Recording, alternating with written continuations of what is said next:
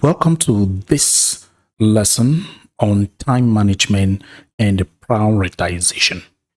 In this lesson, we're going to discuss the techniques that you can use to have good time management and prioritization skills.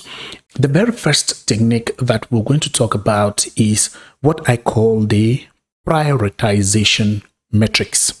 The prioritization matrix is a matrix that enables you to categorize your tasks based on how urgent they are and how important they are.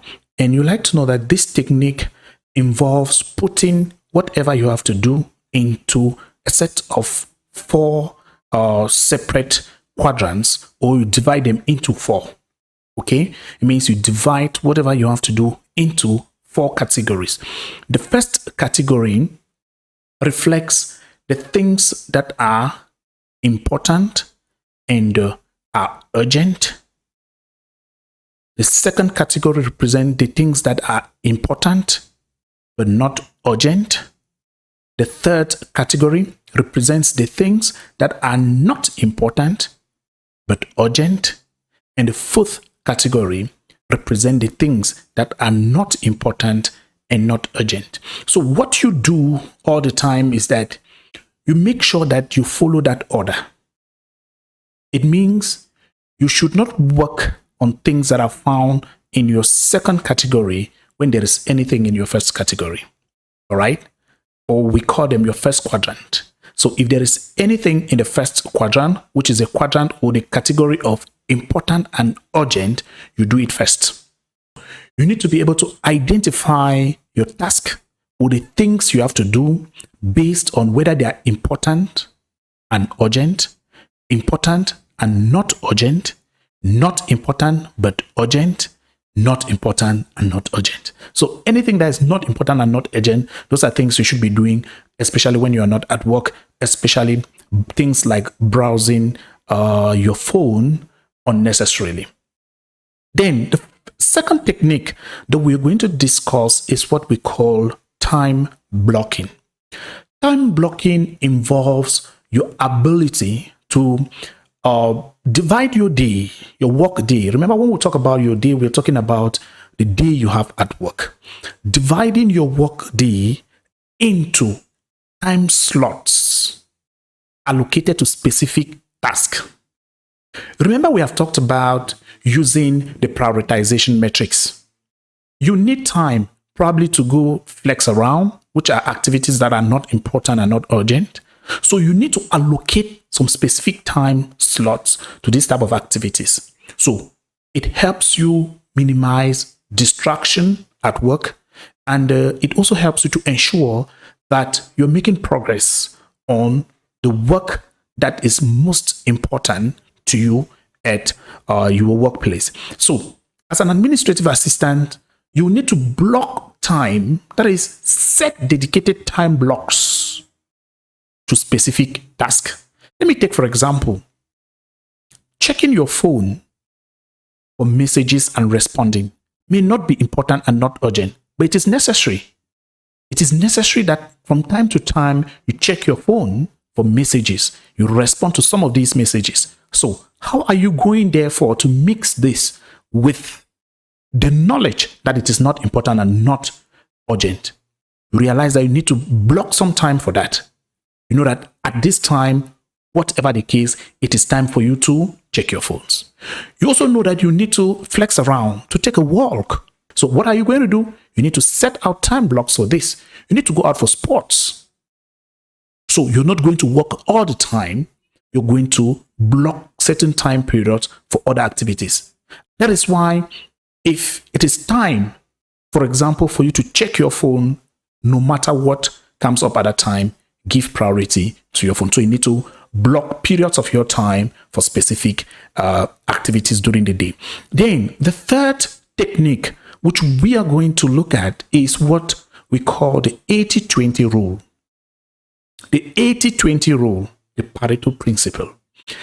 It is a principle that suggests that 80% of your results come from 20% of your efforts. If you're a student and you're preparing for exams, if you take just 20% of your time to study, you're going to have 80% of your results from that. Okay? So, take for example your dresses. You wear 20% of your dresses 80% of the time. In your house, you use 20% of the space 80% of the time.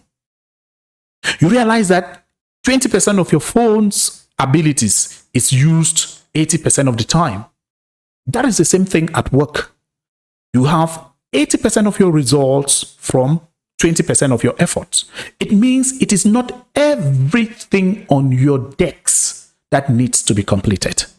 You cannot do everything, all right? You need to select the ones that are very important. That means the 20% that will give you 80% of your results. You see, it goes in line with our prioritization matrix, because the prioritization matrix says do the things that are important and urgent. Do them first. So you see, the 80-20 rule is also talking about that identify the things that are important and do them. The ones that are not important, you can always let them be.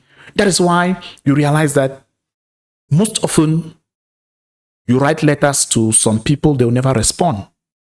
It is because those your letters does not make its way into their first quadrant. It does not make its way into a priority list. It means priority is not given to that letter. It is not like they are not working. They're doing work, but doing work that is important to them. It does not make its way into the 20% of the man's daily activities. The next skill that we're going to discuss is timed work sprints.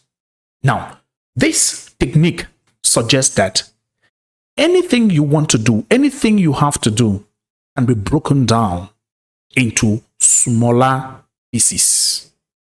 All right? A bigger objective can always be broken down into smaller achievable objectives. That means if you have something to do, a work to do that may take you 5 hours to do, it's not necessary for you to block 5 long hours to do the work. No. Timed work sprints, the Pomodoro technique, it suggests that break it down into achievable tasks that can be executed within 25 minutes. And after 25 minutes, you take a break. You come back for another Pomodoro of another 25 minutes. You do it, you take another break. Then you come back just like that, gradually. And make sure it is not like it is a long work that you're doing it gradual. No. Within 25 minutes, you have an objective to attain. You attain the objective, you take a break. You come back, attain another objective, you take a break. You come back, attain another objective, and you take a break. The fifth and last time management technique that we're going to discuss is known as delegation and automation. This looks like the magic fix for all. You do not have 10 hands, so you cannot do everything by yourself. You always have to let other people assist you. You always have to make use of the services, of the strength of other people. It is not going to be you all the time. So you need to delegate your task, identify who can do what for you, and let them do it.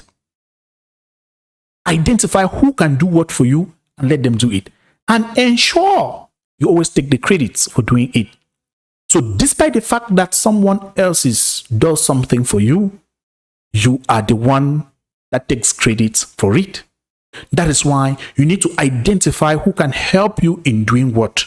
Let me take, for example, data entry. You may have some material to type. You must necessarily not be the one to type that material. You can give it to some other person to type it for you while you wait to edit. When the person finished typing, you take the document, you read through, you do corrections, and you format it. You see, you have done the final work, the one that is more important, and you take the credit for doing it. All right. Brings us to the end of this other lesson, in which we discussed some techniques that you can use to manage your time appropriately at work.